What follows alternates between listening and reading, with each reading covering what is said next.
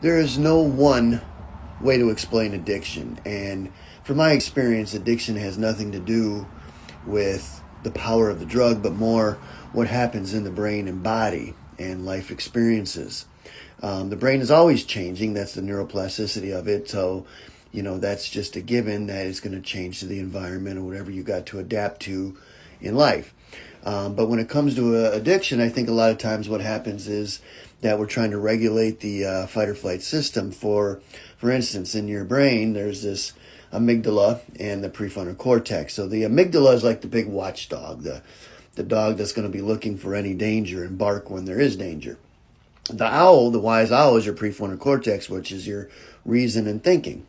When your brain is working and function and balance, then they're getting along, and the dog is sitting there licking himself, and the owl is just kind of feathering his whatever. Anyways, when the dog starts barking, when it senses any kind of danger, even if you don't cognitively realize it, your body may realize it. The dog starts barking. This owl, the reason, the intellect starts to fly away. And the only way to get the owl to land again is to calm that dog. Now, how do we calm the dog from barking? A lot of people use exercise. Some use alcohol, drugs. Some use food. Some use relationships.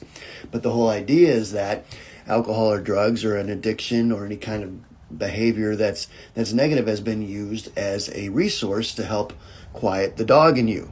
So to just take away that resource, like alcohol and drugs, like we're often told to do, that sobriety is the only goal, is to negate the fact that there was a reason why you were using alcohol and drugs.